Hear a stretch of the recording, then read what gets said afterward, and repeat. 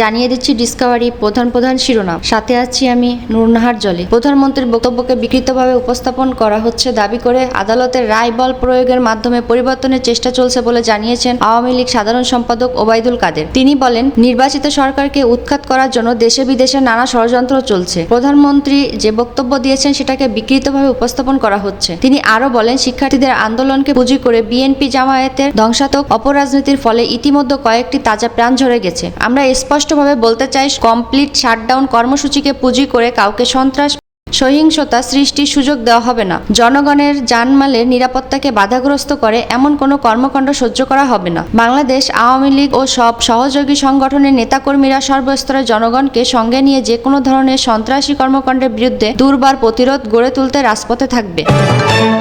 কোটা সংস্কার আন্দোলনকারীদের ঘোষিত দেশব্যাপী কমপ্লিট শাটডাউনকে কেন্দ্র করে আইনশৃঙ্খলা পরিস্থিতি স্বাভাবিক রাখতে ঢাকাসহ সারা দেশে 229 প্লাটুন বিজিবি মোতায়েন করা হয়েছে। বৃহস্পতিবার বিষয়টি নিশ্চিত করেছেন বিজিবির সদর দপ্তরের জনসংযোগ বিভাগ। শিক্ষার্থীদের শান্তিপূর্ণ আন্দোলনের উপর হামলা, খুনের প্রতিবাদ, সন্ত্রাসমুক্ত ক্যাম্পাস নিশ্চিত সহ এক দফা দাবিতে বৈষম্য বিরোধী ছাত্র আন্দোলনের ডাকা সারা দেশে কমপ্লিট শাটডাউন কর্মসূচির সমর্থনে রাজধানীতে বিক্ষোভ মিছিল করেছে জাতীয়বাদী ছাত্রদল।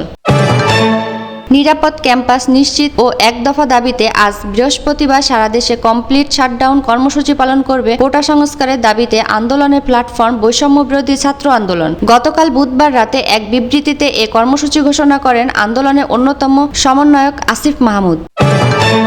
বৈষম্য বিরোধী ছাত্র আন্দোলনের ডাকা সারা দেশে কমপ্লিট শাটডাউন কর্মসূচিতে সমর্থন জানিয়েছে বাংলাদেশ জামায়াত ইসলামী ও আমার বাংলাদেশ পার্টি এবি পার্টি। একই সঙ্গে এই কর্মসূচি সফল করতে দেশবাসীর প্রতি আহ্বান জানিয়েছেন সংগঠন দুটি। পৃথক বিবৃতিতে জামায়াতের সেক্রেটারি জেনারেল অধ্যাপক মিয়া গোলাম পরোয়ার ও এবি পার্টির দপ্তর সম্পাদক যুগ্ম সদস্য সচিব আব্দুল্লাহ আল মামুন রানা এ আহ্বান জানান।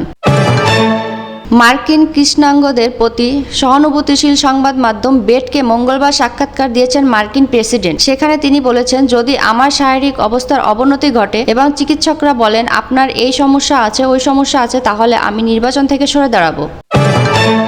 কোটা সংস্কার আন্দোলনের সূত্র ধরে ঢাকা বিশ্ববিদ্যালয়ের ঢাবি শিক্ষার্থীদের রাজাকার স্লোগান নিয়ে প্রতিক্রিয়া জানিয়েছেন লেখক ও শিক্ষাবিদ ডক্টর মোহাম্মদ জাফর ইকবাল। তার নিজ হাতে লেখা একটি চিরকুট ছড়িয়ে পড়েছে সোশ্যাল মিডিয়ায়। তার সেই চিরকুটে লেখা মন্তব্যর তীব্র প্রতিবাদ ও সমালোচনা করেছেন বিভিন্ন জেলার শিক্ষার্থীরা। সামাজিক যোগাযোগ মাধ্যম ছাড়াও পঞ্চগড় ও নারায়ণগঞ্জের বই পুড়িয়ে নদীতে ফেলে প্রতিবাদ জানিয়েছেন অনেকে।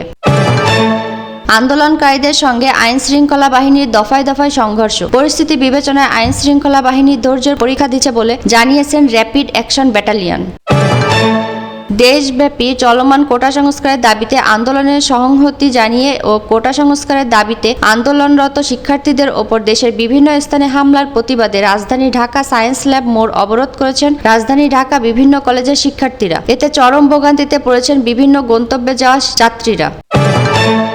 বিদ্যুৎ পানি বন্ধ করলেও হল না ছাড়ার ঘোষণা দিয়ে ক্যাম্পাসে অবস্থান করছে বরিশাল বিশ্ববিদ্যালয়ে ববি কোটার সংস্কার আন্দোলনের শিক্ষার্থীরা। বুধবার হল ছাড়তে কর্তৃপক্ষের নির্দেশ সত্ত্বেও শিক্ষার্থীরা ক্যাম্পাসে কোটা সংস্কারের বিক্ষোভ মিছিল থেকে একথা জানান। এরপর কোনো শিক্ষার্থী হল ত্যাগ করেনি বলে জানিয়েছেন ববি শিক্ষার্থীরা।